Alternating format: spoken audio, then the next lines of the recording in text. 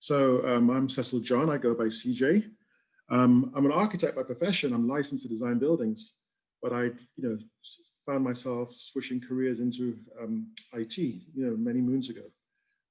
So most recently, I got into, I run a company, I run a technology company, and we do offer blockchain and cloud computing services. I built a blockchain for records management platform that caught Microsoft's attention. So one afternoon I got a call from Microsoft saying they liked my software and offered to make my company what they call a managed partner, which is strictly by invitation. So you can imagine I almost fell off my chair when I got that call. And they told me there was no guarantee I'd get on. It's like being drafted for the NBA, right? You're not sure if you're actually gonna get on the team, but I got on the team and they renewed for another year. So since then, actually, you're probably wondering, this guy's written a book called The Social Currency. Why is he showing a picture about money heist? Now, I don't know if you can, how we do hands up or show of hands in here. But I guess in the chat window, just put a yes if you've watched Money Heist before. If you haven't, I really, really recommend it. I'm deeply technical. I code. I built my platform using a combination of Node.js, C#, SharePoint document library, and DAML, which is a smart contract by a company called Digital Assets. The book is part technology, but the real thrust, the real motivation for the book was the intersection of money and morality. So if you do get the book, you'll see there's about 4 chapters on philosophy. I think it's essential to understand the profound impact of blockchain. It's more than a technology platform. It's a social revolution. So if any of you have watched the show Money Heist, if you haven't, the next 3 slides are spoilers. So turn off the mic or whatever it is you want to do. But it's part of the presentation. It's part of the preview. There's a scene where the professor is handcuffed. Basically a group of losers, as he describes them, raid the European Central Bank, and their goal was to stay in there as long as possible and play all kind of delaying tactics so they could mint their own money. All right. That's the essence of the movie. They wanted to stay in the bank for as long as possible so they can mint their own money. The professor is handcuffed, get caught by one of the lieutenants, a female lieutenant who he actually happens to be in love with, and she calls him a criminal. And he goes, why don't you want to hear it? Because I'm a bad guy? You've been taught to see there are only good guys and bad guys. But what we are doing is okay when other people do it. Is that right? In 2011, the European Central Bank made 171 billion euros out of nothing, only bigger. 185 billion in 2012 and 145 billion euros in 2013. The European Bank basically created money out of thin air. Do you know where all that money went? To the bankers. Directly from the mint, straight to the rich. Did anyone say that the European Central Bank was a thief? No, they called it liquidity injections. They pulled it out of nowhere, Raquel, out of nothing. What's this? It's nothing. So he actually shows her a piece of paper and he tears it up. This is paper, it's nothing, it's nothing. So I'm making a liquidity injection. What we're doing right here in this European bank by printing our own money is making a liquidity injection in the real economy with this group of losers, because that's what we are all. That's what we are, Raquel, to get away from it all. And that really, really struck me, because if you look at that, there's such a parallel in what's happening in the world of blockchain. Some genius or some organization or some country, for all we know, Satoshi Nakamoto created a platform and minted money. He minted his own money, right? And in 2017, his stake in Bitcoin was worth $22 billion. I mean, the rest is history. You guys, all know what's going on. There are many communities around the world who aren't necessarily creating cryptocurrency, but they're realizing that money is a social construct. And by definition, therefore, so is poverty. I'm very well educated. I'm a mathematics scholar, full ride through degree, postgraduate, but I've been broke sometimes because I couldn't get a job. I couldn't market my services. And I was broke because I didn't have fiat, money controlled by the government.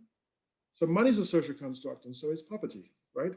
There's a community in Brixton of economic activists. They were in a similar situation, well educated, lots of goods and services, but they were all broke. They were like, what the hell's going on here? Why are we broke? We all have value. These guys got together and decided to create their own currency in Brixton. They created a currency called the Brixton Pound, and instead of dead presidents, they had the heads of different celebrities that had grown up, or artists that had grown up in Brixton.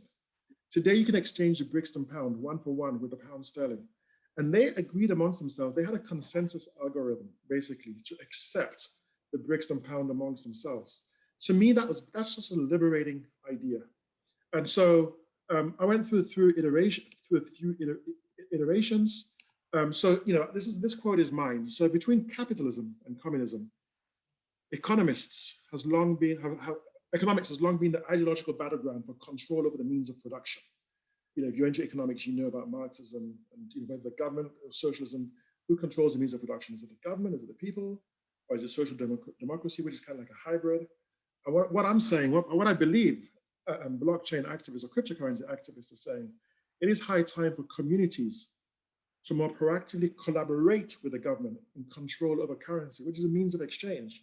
I feel as though we've missed the point fighting over the means of control of the means of production. And we've actually let the cat out of the bag by not being proactive in collaborating with the government in control over currency. I went through a few phases. This inspired me to write a white paper. It was meant to be a white paper, you know, a couple of 1,000 words. And I had so much passion, so much material, it ended up becoming a book. So this was the first book cover. I called it Dollar Highs, Why It's Time to Mint Our Own Money. Got some feedback from, you know, crowdsourced feedback. You know, people liked it, but some people go, you know, it seemed a little bit, you know, militant, you know, probably not appropriate in this time. And I kind of, took the message, because I'm not really advocating that a revolution, a fight, a war against government. I'm saying we need to become more proactive in the, managing the means of exchange. Can everyone hear me okay? Because I tend to talk a little bit fast sometimes. We good? You all there still there? Sounds great. Okay, sure. I wasn't sure if you guys had lost me. I was still everything on. Okay, so the next iteration of the currency, the book was basically called The Social Currency, Why We Ought to Rethink Money. The underlying themes was basically, well, how do we basically state a problem and then state a solution, a philosophical solution as well as a technological solution. And so I went through, again, you know, why this is a problem, you know, minorities, women, and even disadvantaged whites, you know, are finding it very, very difficult to raise venture capital, to raise business capital. And I give a plethora of statistics, you know, why this is true. And so, you know, I'm saying, you know, so, but we all have buying power. You know, we're all consumers. Like, you take the, like the Black community, for example, have billions of dollars of buying power. Yet, there's such as a community, they're so broke. So, you know, I came up with this idea of basically the intersection of bartering. Bartering was a means of exchange in the absence of currency, right? The intersection of bartering, you know, crypto tokens more specifically, not necessarily cryptocurrency, because a token can be a currency, it can also be an assets title, right? Like a title deed or something like that, or it can be a utility token. And financing. So there's a whole explosion now. Christine introduced me to a guy who's probably going to write a chapter in the book about definancing. And those are the kind of ideas that this platform was about.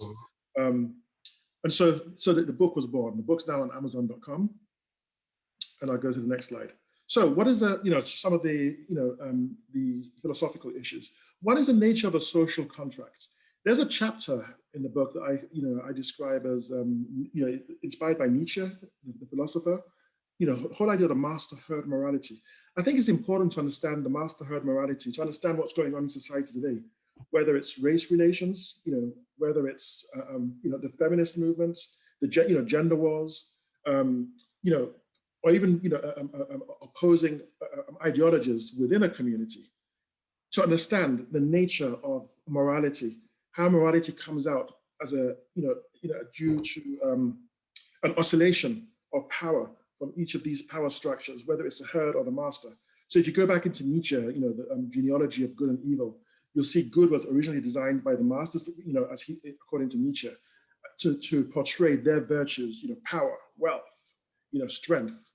And then the weak, the herd, they basically redefined good as a reflection of what was, attributes of the strong. And so if you look at Christianity, for example, the weak or the meek will inherit the earth. It's easier for a camel to go through the eye of a needle than for a rich man to enter the kingdom of heaven.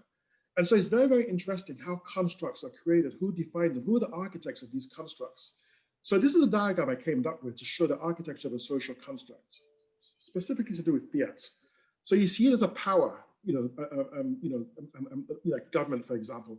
There's a central bank, there's trusted intermediaries, and there's relying parties, but there's an agreement. In the case of the government, the agreement really is a mandate. There's no choice. This is the official currency. And in my mind, there's a very strong distinction between morality and legislation. The difference between morality and legislation is that morality actually is not coerced. And this is why many of the major religions like Judaism or Christianity or Islam, they're not moral systems, they're legislative systems because they are coercive systems. And I'm saying this as a Christian. And we go to the next slide. I want to just compare the architecture of a social contract to the architecture of a social contract for Bitcoin. So we see the power structure change. There's still a power to enforce. So for example, when Ethereum had the DAO, I think it was a DAO hack, the Ethereum Foundation stepped in to create a new branch of Ethereum to kind of rectify the problem. So behind the scenes, there are power structures who can enforce when they need to. Even though it's kind of against the protocol, there's a branch now in Ethereum because the purists didn't like that. They believed the code should have the last word. I don't actually agree with that. I think that's just not good. And so, so what in Bitcoin, you're replacing a government mandate, government legislation with a consensus algorithm, agreed upon by the community. And then we go to the next slide. This is very, very important. When I gave the quote earlier from Money Heist, the whole idea of money being created out of thin air and then being given to the banks and then being loaned out to consumers is based on a concept called fractional reserve banking, reserve banking. And basically it's an illusion. You log in and you see money in your account when you're online, but the money's not actually there because it's been loaned out. So, what you're seeing, the banks by law have to keep a fraction of the money you deposit or the money they get from the central bank in the system. But they can lend out money and exponentially actually create more money over and above what the central banking system has created. These diagrams are also in the book. All the diagrams I'm showing you here are in the book, describing the Byzantine generals problem, the idea of trustlessness, and how do you arrive at a consensus algorithm. And that's basically when blockchain was founded. It was kind of like a solution to the Byzantine generals problem. There's also a chapter in the book, a technology chapter, which talks about how can you actually alleviate poverty using a platform. And I love the idea that within the world of blockchain now, there's more innovations around the individual and the community, and moving away from the centralized power structures, which I have nothing against. I think everything has to be negotiated in an agreement and they bring value. But at the same time, I feel as though the power structures have dictated to us certain social constructs like fiat, for example, and they've told us it's valuable and they've declared the actual value. And as long as we just, as sheep, Nietzsche referred to the herds as slaves, basically. If we maintain that mentality, we're going to be poor because we're using a value mandated by something that we have no control over. So this technology platform really just talks about some of the ideas you hear about in the world of blockchain, about decentralized identities that can be stored on the blockchain. This sketch was done, inspired by Microsoft's diagram. The idea here is that you can have your medical records, on the blockchain, and the insurance agencies, the laboratories, and the medical institutions, they can all digitally attest that that record is valid. They can demonstrate provenance, so that record has not been tampered with, right? And we can go further with that idea, really, really spread it out of blockchain. This is more customized, looking at some of the Microsoft technologies I've worked with. For example, Microsoft's Azure Blockchain Token API. I don't know if any of you guys have been following the token taxonomy framework. It's a work of art, really, really good piece of technology, designed to pretty much replace or compete with, Ethereum's ERC20, and token platforms. This is a lot more scalable, a lot more flexible, because you can create different kind of tokens, fungible as well as non-fungible tokens. So there are a few diagrams in here from the book, which inspired the creation of the records management platform that I told you about. Some of the problems is, every year there's $17 million, the average cost of a security breach. 400% of data breaches up by 4,000%. So how do you have a records management your platform, that you can demonstrate provenance, that the records haven't been tampered with? And how do you actually synchronize and reconcile all these digital records in an electronic portal with the instance of the smart contract on, say, a permission ledger. So the platform I created basically takes different parameters, looks at the actual digital document in a collaboration portal, and sends a link, the URL, the cryptographic hash against the document, and the other parties to the contract, and actually creates an instance of a smart contract. So the smart contract and permission ledger is in sync with the digital records which correspond to it. So that's really it. Really, I know I've spoken very fast, and there may be a lot of stuff here to digest. And I'd like to open up for questions.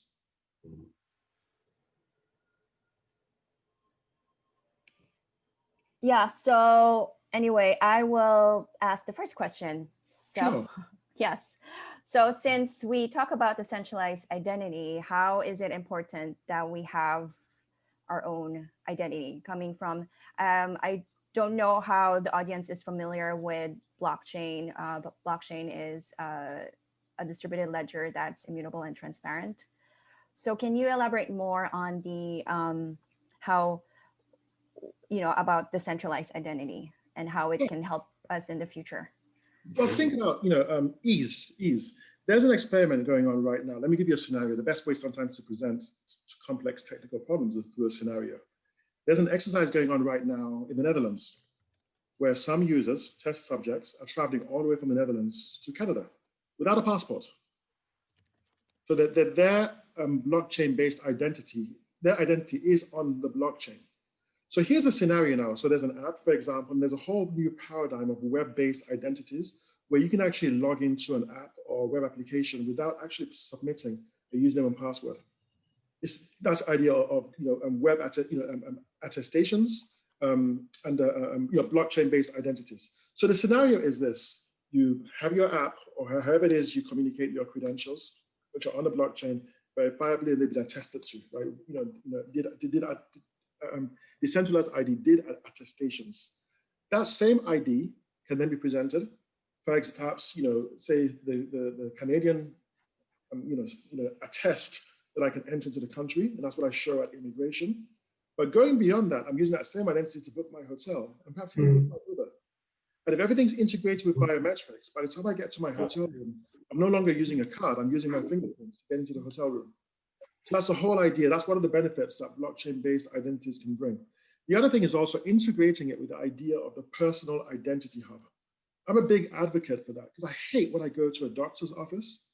Sometimes I'm being asked to fill in the same form multiple times and multiple instances of that form for different visits. I may have lab tests with LabCorp, with Quest Diagnostic for this hospital, and they're all over the place. What I want to do, instead of me, writing all the information that these, health authorities are asking for, I'd rather have my decentralized ID with all my lab results, all my medical records, and I give access to the insurance companies that I choose to. Same with social media. There's a movement on right now to create social media platforms where the users actually own their own data, and they can move that data around with them to different social media hubs, and they authorize the monetization of their data.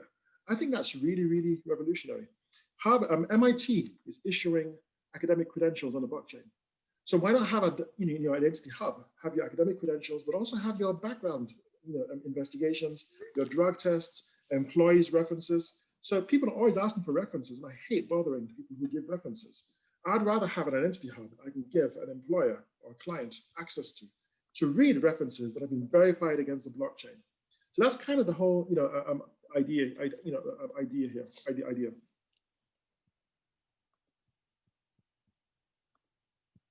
Great. Question? Sure. Okay. All right. I'm sorry. I'll go real quick. Okay. This is the question, kind of extension to the Christine mentioned. What do you think of the other, basically, the role of technology? For example, and when you talk about money in financial world, the concept of KYC, right? Know your client. And then also AML, right? Anti-money laundering, there's all regulatory process. I happen to be in fintech investment world. That's why I have a very keen interest in there. So, again, the bandwidth 5G, as a big picture, what do you think the role of technology, especially with the pandemic thing going on? I think we have more demand than less. So do you have any comment on that or any thoughts on that? And it seems like you have a really in-depth knowledge and thoughts on this. So I want to listen to your opinion on that. Well, yeah, I do actually in two different ways. I think well, the 5G, I think you're referring to bandwidth. Of course, there's lots of performance issues with and electricity power issues with legacy blockchain. But I shared a link with Christina. I think it's Stanford University that created this cryptocurrency that you can do the mining on your phone, right? So a lot of problems are being solved. And also I think with what you're finding now, certainly my platform, I created it using a private permission ledger. When you're dealing with the federal government, I've written for the federal government, for example, they don't want the information on a public blockchain. That's a no-no. And also know your customer. The idea of an identity being anonymous is a no-no in the enterprise world. It's just not going to happen. So you have to be able to link the identity of the person to the transaction. Right. Those are some things. I do want to mention, you mentioned the pandemic also. This is an idea I've got to discuss with Christina. I'm actually, I share ideas, and that's fine. If anyone wants to run away with it, run away with the idea and build it, God bless them, So I'm working on an idea right now just to address the whole issue of the pandemic. And here's a scenario. There's a lot of people, for example, who want to know who they're interacting with. Is that person COVID-free? We have the technology now, where some manufacturers or some countries who are using, like how you have those anklet bracelets for prisoners, right? So you know their location. There are people who are doing similar bracelets, electronic tagging, so you can know your location. You can verify that someone is in quarantine, right? Combine that with the bracelets, which monitor social distancing, which are now in the market, whereby if you're at home in quarantine, but then you're within six feet of someone for more than 15 minutes, an event is fired, right? And that data is captured on the blockchain. The unique sales proposition here is that if you stay on lockdown, and you don't violate the 6-foot distance rule for more than 50 minutes, and you've tested along the timeline, say perhaps 5 days after you started the timeline, you can verifiably show that you are COVID-free. So I imagine a community. Sorry? Actually, I was going to say that that's already happening in South Korea, actually. That's exactly what I was talking about. Actually, yeah, Tyler and I've been talking about in November, I'm going to discuss about that with the fintech and touchless economy. And it's baseline on the technology that you're talking about, and actually, contact tracing, okay? And with the contact tracing, and based on this, so this fintech technology is not only for financial world, but now it's employed in basically touchless situation like we have, like for example, contact tracing. That's actually already happening in overseas. Absolutely. That's example we're gonna go over next month, hopefully. But anyway, yeah. So I was gonna just ask. Keep in touch. I'd like to know more. But here's the problem. Yeah. If you go back to my diagrams about the social contract, you have the legislation, you have government, right, and you have the people, right? The problem in the United States and so many of these countries is they see it as a violation of their rights. Right. But here's the thing. If you apply for a job here, you're asked to do a drug test. And you can opt out. You can opt out. But guess what? You don't get the job. The reason why contact tracing is not working in countries like here is because they don't understand that rights are actually a corollary of responsibility, of duty, and not the other way around. You only have rights because you have a responsibility. If you don't have a responsibility or duty, you don't have rights. It doesn't mean anything. Natural rights do not exist. I mean, there's as much evidence for natural rights as there is for collective rights. So what I'm talking about is what the government should be doing, but they can't because of the ideological battle. But if you create a platform and you ask people to opt in, and the benefit is that they know they're going on a flight or in a hotel or into a restaurant, and they know that everyone they're intermingling with is COVID-free because they all opted into this platform. That's a different story. And that's the only way I think we're going to be able to, we're not going to have everyone's not going to be COVID-free because most people don't want to wear masks for ideological reasons. But those of us who do, and do want to have a normal life, I do believe we can create like kind of like a bubble, a COVID-free bubble amongst ourselves, and charter planes, charter whole buildings. Employers can go to this pool and pick out who they want to interview because they know that they're demonstrably COVID-free. The tests are on the blockchain, their status or the violation is on the blockchain, and so on and so forth. So I'd like to talk more with you about your ideas because this is an idea I'm really passionate about. Sure, I just text you my phone number, and I thought Christine sent me your email as well, so we're connected here. Excellent. Later on. Thanks. Thank you so much. Thank you. Any more questions? So, shut me up, guys, if I take too long answering. I get very passionate. So Chris Kolar has a question. Sure. Hi. I want to loop back to something you mentioned earlier in your presentation, and that was what happened in Brixton. I've been looking into community currencies because I've been wondering if there have been any efforts to found community-based currencies on a blockchain. And I see Christine is like double thumbs upping me. I was wondering if you could tell me about how that went in Brixton, what you know is going on now, and does this look like is a powerful way to rewrite that social contract between communities and larger entities? Thanks. Yeah, but I think we have to go further than the community. And this is why I say we have to collaborate with government. And we can do that through the ballot, right? There are certain countries like China now, for example, who are releasing, government-backed, digital currencies. I don't want a situation where the government is the one releasing a natural cryptocurrency. We're back in the same situation. They control the means of exchange and they mandate its value. It has to be a partnership, Now, so Christine knows about Akon, the rapper. He's building a city in Senegal. Apparently he's raised like $6 billion to build a city. And he's releasing his own cryptocurrency called Acoin, which is going to be the de facto means of exchange in this city. So things are happening, and that's very smart what he's doing, because he's approaching at a national level. You see what I mean? And so the little communities like the Brixton Pound, they're great in terms of inspiration. And there are other communities in Spain, for example, rural communities that actually have their own currency. Even in the United States, there's some communities that have their own currency, not necessarily cryptocurrency. Cryptocurrency, of course, is borderless, right? You can go beyond a community and you can go beyond a national border. So I think that's definitely the way to go. There's a lot of power, vested intelligence, like JP Morgan, for example, is releasing a stable coin. One of the things about currencies like Bitcoin, they're very volatile, right? So we need something stable. But if we end up stabilizing against something that's controlled by the government, then are we back to square one? So I honestly think this is something that we have to lobby and negotiate with government at that macroeconomic level. So whether it becomes a global currency or a national currency, but this is something where the community have a vested interest and they have a say. It's not okay for the government to whimsically print trillions of dollars when there's a pandemic, even though we needed it, but even though those who need it didn't actually get it.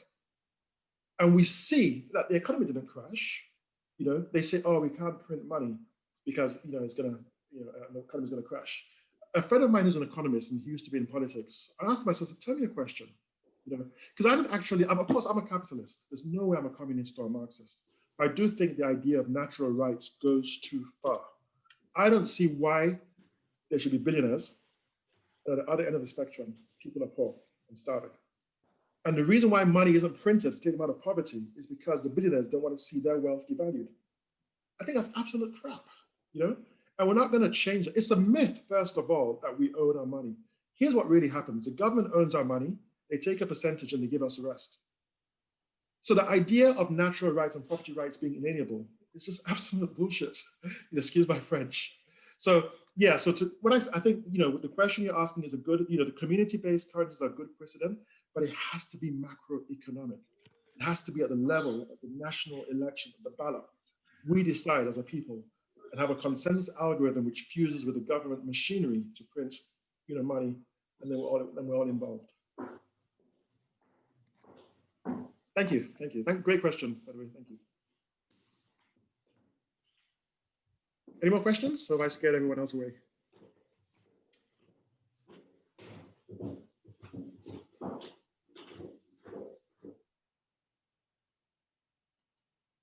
Well, over to you then, Christine or Tyler. So Tyler, you have a question? Well, I'm debating whether or not we go down this route. It might be a little off topic here, but I'm curious if you mentioned natural rights here, and so I can't help myself but ask a question around this. And I'm curious about discussions around how would crypto balance that? I suppose there's this idea, and I can't remember who brought this idea up anymore, but that you don't actually have ownership of the land should be there's this idea that when you provide value to the land that you're working, that you you own that land because you've increased the value of it. But at some point, you know, there's an opportunity where you're no longer providing value when land gets passed down, et cetera. But I'm kind of curious. So you mentioned this, and how does cryptocurrency correct for this, or how does cryptocurrency work with a UBI framework, or how do you? I don't know actually. I don't think I'm actually articulating my question. You are. And it's an excellent question, actually. So universal basic income is the idea that everyone gets a universal basic income. You know, cryptocurrency can certainly help with the distribution of the universal basic income. But I think we need to go beyond universal basic income and talk about universal basic assets, right?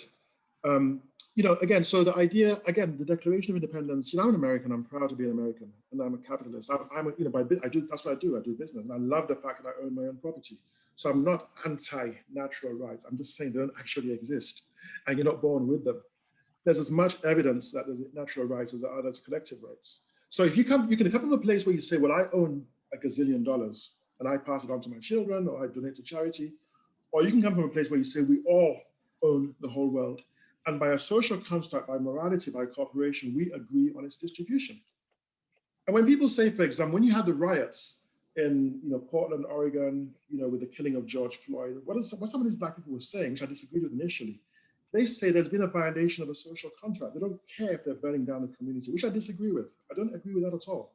I don't believe in declaring war if you're not strong enough to win it. And we're not strong enough to win it as a Black community. But what they're saying is we don't care if we're burning down places because we don't own anything, And so the idea of a universal basic asset really appeals to me, where people have property. Perhaps they have property from birth. There's enough to go around. There's abundance in this world. You see what I mean? And I think blockchain can be useful with regards to asset tokens that get distributed. So people get universal basic assets, title deeds that are distributed, and universal basic income, which is also distributed, on the blockchain. Also, with my platform, I talk about the intersection of bartering. Now, bartering worked, but it wasn't efficient. There wasn't a standard unit of measure. I had a cow, you had a bag of corn. I couldn't really break off a cow's leg and take your corn. I had to give you the whole cow. So there was inequity. You see what I mean? And my next book, which I'm writing, is called Universal Moral Constructs. And I'm coming up with my own definition of morality.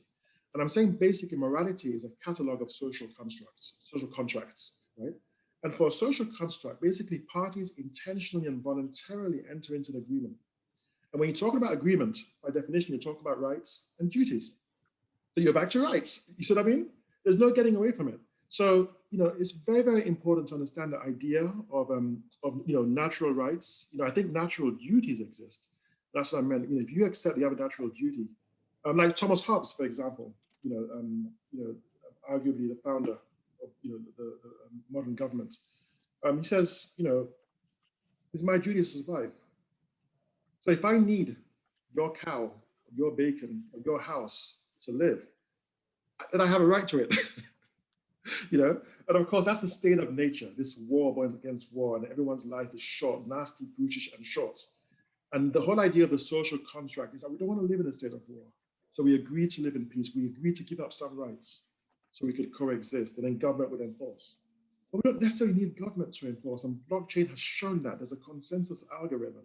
So we can have a consensus algorithm code, which basically enforces the distribution of assets and the distribution of wealth. I'm not sure if that answered your question, Tyler. I hope it did. If not, we can always continue offline. No, I appreciate that. It's helpful. Thanks for being able to interpret the failed attempt at a coherent question. No, it wasn't. No. I mean, I understood it. I really did. I just hope I didn't misinterpret it, with my response. Are there any other questions? We'll give a second here to make sure that anyone who's shy has the chance to unmute and jump in. I think I'm going to call out Estray here still. Okay. And also, Christina, share my details. If you don't want to talk, or you want to, for any reason you prefer to email a question, or if you guys have a forum that takes questions, I can, just whatever means to continue this discussion, because it's not just a video, right? Or it's an ongoing thing. We're building a relationship here. So please, guys, feel free.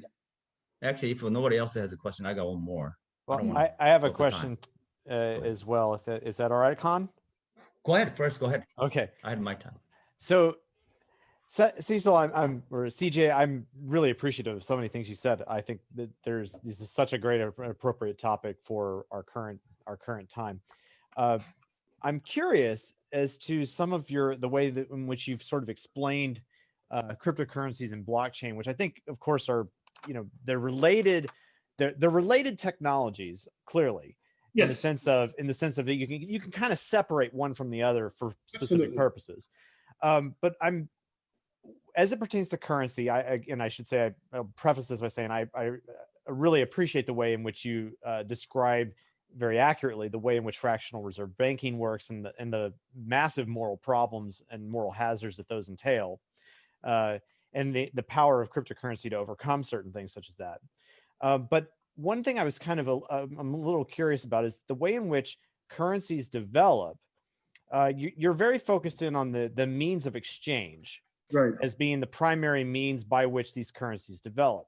But at least I think that if you go back to some of the more theoretics of it, and namely looking at the development of money as elaborated upon by, like, for instance, Nick Szabo in the essay Shelling Out from about 15 years ago, that the development of currency has a lot to do with the store of value proposition being the most important element of it. And so where I'm kind of wondering is, or what my question is driving then is, do you disagree with that assessment that the store of value is really the most important element of the development of a currency over time, that it then moves into the means of exchange and then a unit of account? Or are you kind of going back to the more, let's say, classical Misesian or Austrian definition of the development of money being the unit of account to means of exchange to the store of value first? Because that's kind of an ongoing debate in the crypto community. Yeah, and that's such a good question, and it's interesting you asked that, because in my new book, Universal Moral Constructs, there's actually a whole chapter on value, and bear with me a little bit, because this is a really, really, really good question. There's subjective versus objective value, right? And there's, of course, in economics, there's the value curve theory, which juxtaposes something objective like money against something else, subjective like how you feel about a particular entity that you want to purchase. And it's not really. I think it's a binary opposition. So it's a false dichotomy, because both are true. Let me give you an example. So if you take, for example, a thermometer. A thermometer measures temperature for a plane of hot to cold. Okay. Now it's a standard unit of measurement, Fahrenheit or Celsius. So when I say the temperature is 72 degrees as measured by the thermometer, that's an objective statement. That's a fact. But when I say at 72 degrees is cold for me, or it's not hot enough, that's a subjective statement. So it's very, very important to pass the subjective definition of value as a standard, as your perception of the entity against the idea of value of a standard unit of measurement. So I think both arguments are valid. And what I see tending to happen, particularly in philosophy, is people they're tripping over each other. They're arguing against different implementations of value. I don't know if that makes sense, but I think it's the same thing with the idea of money. It's true that money, especially when you had the gold standard, for example, that was definitely a store of value, right? And there's also another good thing to look at is the whole idea of rights coming out from the perspective of Jewish prudence. One of the most helpful definitions of rights comes from a philosopher, or Jewish actually, called Hofeld. And he classifies rights into claims, liberties, power, and immunity. And it's just so useful. But he also says, this is why I got the idea from, that rights and duties are corollaries. You can't have a right without a duty. It just doesn't make any sense logically. And so, in my book, I kind of address what you're asking in different ways. I talk about sometimes money being a claim to value, and sometimes money is actually a store of value. And historically, both were accurate, even with the bankers' notes, for example, right? That was a claim to value. So you had a right because it was a claim to value. With fiat, it's a right because it's a power. It's a power, or it's an immunity because the government guarantees it. So there's different ways of looking at it, which I think are all valid. Kind kind of in a quantum sense. You can be 0 and 1 simultaneously. Okay. Yeah, the money is ultimately a game theoretic good. And so in the sense that that the store of value is based on an anticipation of being able to use it in the future for either some sort of purpose that you cannot necessarily achieve right now. And in other words, achieving indirect means of exchange is the whole function of money in the first place, right? Right. And that goes very much against the idea of what the government, what the state tends to try to do when it creates money by fiat, because at that point they are priorly setting the value. And you kind of illustrate that through your explanation of the fractional reserve banking system in that respect. And so it subverts the natural functioning of currency in the first place, which is why even in your kind of explanation about collaborating with the government potentially for the establishment of the currency, I think it kind of holds a latent danger, even in a sense, with it, because once you involve the people who priorly had that power, they do not want to give that up. Yeah. And so that's something I would be just encourage you to kind of consider. And maybe you have, and that's would be totally fair. But yeah, I again really enjoyed the talk and where you're going with so much of this. Appreciate it. No, and actually, just one point, Norman. Let me ask you a question. Would you say, because I tend to think that fiat today is more of a claim to value than a store of value. The gold, when money was linked to gold, that was more of a store of value because there was synchronicity there. You see what I mean? But today it's more, fiat in particular is a claim to value. What are your thoughts? Do you think you agree, disagree? I mean, it's an interesting way of kind of terminology there, because the idea of this claim that you're speaking of is, it's very interesting. I'd have to kind of think about it a little more, but the idea that the person who has the capacity to create the currency or the entity in that respect is inherently making a claim about and I think that's probably the way I would maybe verbalize it a little differently, is that they are making a claim rather than having a claim. But I suppose that maybe it's just a semantic issue. Well, no, it's very important because there's a difference between a claim and a store, and chronologically, they kind of like, it changes. It hasn't been like a consistent state. You see what I mean? Okay, yeah. Here for my book, which, yeah, I guess I can roll with that. Yeah. Yeah. So you just something here, this is an excerpt from my book in one of the chapters, a social construct, origins of morality. A social construct is an entity created because of human consensus. Society or parties of the construct agree on its definition, they agree on its meaning, and they agree on its value. And so fiat, in this sense, is it's objectively real within the context of the community where there is a consensus. So this is why the guy in the money heist, he looks at the money, it's nothing, and throw it out. But it is something because the community have agreed, or rather the government has mandated that it's valuable. Yeah. But outside of the government's mandate, it's nothing, it's just a piece of paper, Right. Well, great. And the terrific example of such an idea beyond even money heist would be the cases of hyperinflation that have been experienced in places like Zimbabwe in the past, where over the course of an afternoon, a currency can go from being, well, okay, I can at least get lunch with this, to, well, it's basically only good for toilet paper now. And so that's that's real. That happens when you have fiat control currency. There's a book I just downloaded yesterday. Let me see if I think you'd actually like it. By Steven Pinker, How the Mind Works. Yeah. There's a whole chapter there where he talks about, in fact, he doesn't use the word social construct, but he's talking about how art, for example, the powerful and the influential basically dictate that this art has value, and so you might come across a perfect forgery. So it's not about the artist's skill, right? It's similar to a Chanel bag. People aren't paying $5,000 for a Chanel bag. They're paying $5,000 for the certificate of authenticity.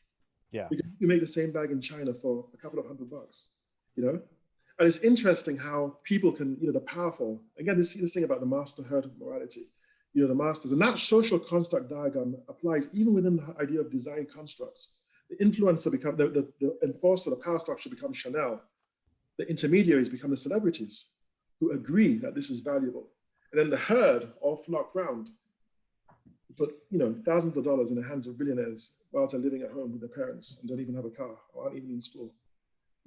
So it's social construct is a very, very powerful phenomenon. And Nietzsche, he talks about his Superman or Overman, where the way to happiness really is to overcome, to get out of the matrix, challenge all these constructs and ask yourself whether they're objectively good for you. And I think we as a community need to ask ourselves, is fiat still objectively good for us? I'd say no, because fiat is a construct and therefore so is social construct, and therefore so is poverty. So I think what we can do is probably pivot to one more question before we round out the talk here today. Sure. Sound good? Han, I know you had a question. I do actually, unless somebody else has one, yeah, I do.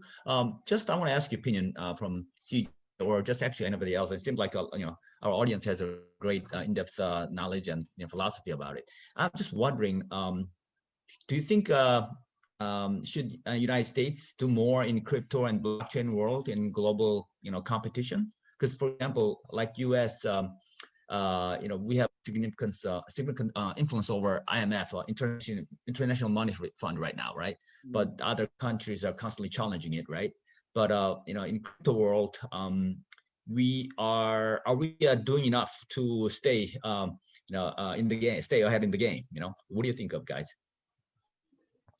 Somebody else want to take that question? Or should I go? I'm sorry, I couldn't hear you. Sorry. I was just wanting to see if somebody else wanted to answer the question, or should I go ahead and answer it? Okay, I'll go ahead. So here's, Norman, I hope I got his name right. He hit the nail on the head. There's a power struggle here. Again, I talk about this oscillation of power between the herd and the masters. So when you say, should the United States been doing more? What do you mean? Do you mean the United States government? Or do you mean the private sector? Or do you mean the community? There's an important distinction. You see what I mean? It's not in the interest of the United States government or the official development agencies like the World Bank or the IMF to do more, because they don't want to contribute to something which they no longer have control over, or they have less control over, the conflicts of interest, And this is why, again, Thomas Hobbes, one of his beautiful statements, he goes, seek peace by every means possible, but if all fails, then go to war. I don't mean go to war with a bullet, I mean go to war with the ballot. There's enough of us to take this discussion to the ballot, elect someone who is pro-cryptocurrency and anti-fiat, and let's look for a fusion. And that's the way I think we have to seek war. But if we just passively stand by and think the government are going to just work with us to hand over power, it's not going to happen. It's not going to happen. Okay, that's all. Thank you. You're welcome. Welcome. So can I just say, I've been reading a few articles about the energy sector in different parts of the world that are actually moving towards cryptocurrency or blockchain currency. And I was just wondering, how does that affect the energy, the way it's, distributed, and how that affects the United States? Because right now, United States is not part of the countries that are, as far as I've read, that are getting into the whole blockchain technology when it comes to energy. So what's your use case for energy on the blockchain? What did you have in mind? I'm sorry. As far as, how customers are charged, as far as how customers are able to purchase, as far as customers are able to purchase energy using blockchain technology or crypto. I'm fairly new to this, so if I'm not saying it correct, I apologize. No, your question makes a lot of sense. Here's how I'd respond. There has been a move, and again, this is where you're having this struggle between the community and the government. Like Facebook they're trying to release Libra, right? But nobody wants Facebook to own a global currency. I mean, hell no. You know what I mean? They're probably guilty for what happened for the 2016 election. So of course they're being shut down. MasterCard and PayPal have exited the board or the panel or whatever. I don't know what's going to happen to Libra. But their vision was that you would use WhatsApp to buy, that WhatsApp would become the de facto cryptocurrency wallet for Libra, and you'd be able to buy groceries and pay for utilities, through WhatsApp. And I think WeChat, Han probably know better than I do, because you know a lot about the fintech sector, is they were planning to actually create, so there's WeChat. I think there's a corresponding currency with WeChat. They were planning to use, anyway, WeChat was going to do something similar to what Facebook was trying to do, but use WeChat as a de facto way to consume, buy the services and the goods that you need. Han, do you know more about that? About what, when WeChat's plan to integrate cryptocurrency into their wallet? Yeah, actually, they already done it. Actually, they already, I believe they released it earlier, later part of the 2019, and so the way they're doing it is they're controlling everything. I mean, again, WeChat is, as you probably know, very very convenient, but also very intrusive. You don't have any personal life on WeChat. Okay, so that means that government controls that economy. And then they meaning the Chinese government, also want the complete control over cryptocurrency as well. So they already have that. That's exactly what I meant. That are we doing enough as the U.S. And one of the superpowers in the world to compete with the a certain government systematic effort in pursuing and progressing in the industry, which happened to be a cryptocurrency and crypto and then blockchain. That's why I've been following. I mean, I have an office in Asia, so I fly there I've been flying out there every couple of months until this happened. But okay. Yeah. So anyway, yes, that's why I have a lot of thoughts on that. That's why I asked the question. So. Yeah. Well, again, let's exchange these. If anybody else wants my details, LinkedIn. Email, just please, reach out to Christine. She'll put you in touch with me. I could probably even share them in the chat window. You guys have an internal forum for, like Slack or anything like that, or? Not at the moment, but if you wanted to, feel free to put your contact information in the chat, and we will we'll leave the chat open, the Zoom chat open. We won't close it right away after this call is done, so that way everyone has a chance to copy paste. So yeah, so I put in my LinkedIn.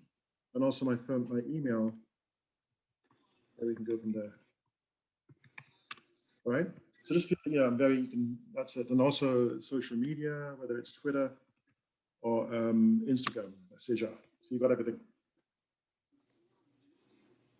Well, I've definitely enjoyed the questions, and I hope you guys had fun too. But I certainly have. You guys asked amazing questions.